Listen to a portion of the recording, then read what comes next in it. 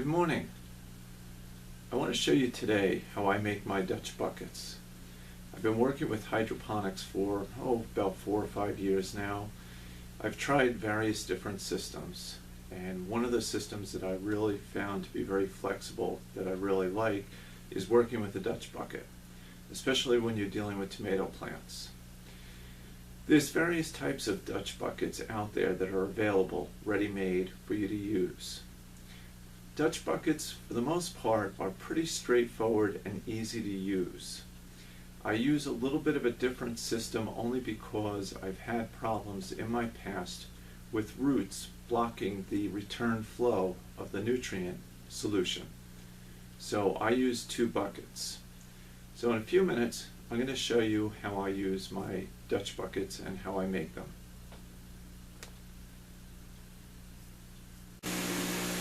This is one of my Dutch buckets down here, and I thought that it would be kind of interesting to show you. This is a tomato plant from this past summer that I've pulled out of the grow stones that I have the plants growing in.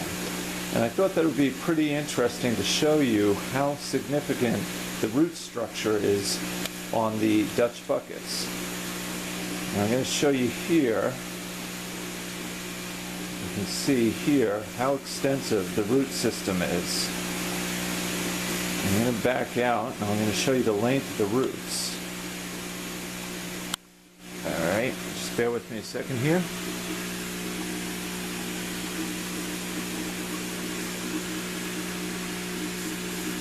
So that kind of shows you how extensive the roots are.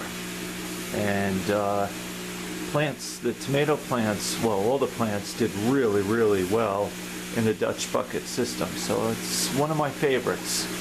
And I will be working on putting new tomato plants in my buckets. And I'll fill you in on. So on my Dutch buckets, on the bucket on the right is larger stones. It's kind of like a lava rock, and this is made out of crushed glass that they fire, and it's very porous. Like I said, it's kind of like lava rock, very light, super light, and comes in various sizes. The bucket on the right has the large stones, whereas the bucket on the left is the smaller stones. And this is what I use in my Dutch buckets. And in order to make your own Dutch buckets, first of all, the first thing you're going to need is some buckets. So the first thing that I would look at is either a 3-gallon bucket or a 5-gallon bucket. It gives you a lot of root growth and really helps the plants to stay strong inside the bucket. Okay, the next step is, now that you've got your 2 buckets, what we're going to be doing, the end result, is having one bucket inside the other bucket. So this would be your plant inside of here, and then the water will drain into the second bucket. Basically, the idea that we're looking at is, if we take a look at my bucket over here that's already done, you can see that what I've done is I've drilled holes through the bottom of the bucket. What winds up happening is, as the nutrient solution is pouring through, it's draining out, and as you can see, we have all kinds of holes down there, and you don't want to make the holes too big because then your gravel will fall through. And then basically what you're doing is you're dropping the bucket with the holes in it inside a second bucket.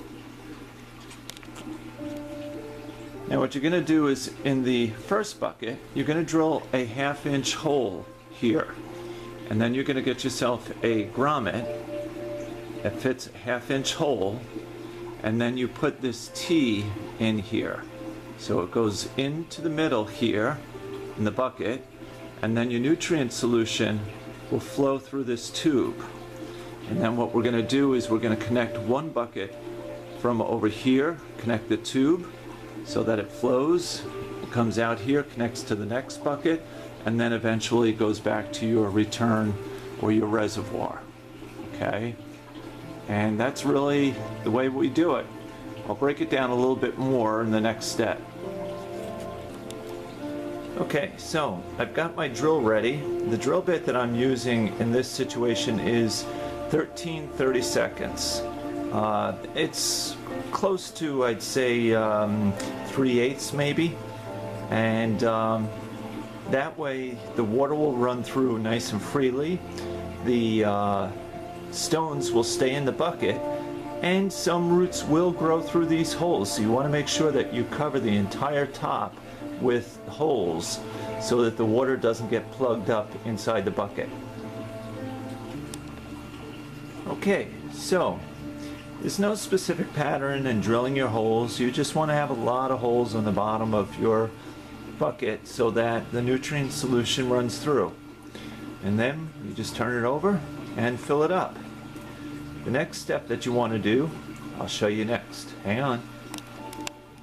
Okay, going back to my previous bucket, you can see on the very bottom here where the roots had grown out of the bucket. So that's why I said to you, you want to make sure that you have plenty of holes on the bottom of the bucket. So the next step that you want to do is you want to take the cover to the bucket and you want to make a hole in the top of the bucket. And that's about maybe an inch, 2-inch hole. And then you want to cut it all the way to the edge so that you can fit this around the plant stem without injuring the plant. As you can see, it will lift up quite nicely. That way, by putting a cover like this on here, it does several different things. It keeps the moisture inside your bucket so that you're not having a lot of evaporation taking place. It also keeps the sunlight from baking the stones. It also keeps weeds and pests from getting in where the stones are. And it also creates a lot of moisture for the plants, so you'll find lots of roots developing right on the surface all the way through the entire bucket. So it's a nice system to work with. Give it a shot. See what you can do with yours. Thanks for watching.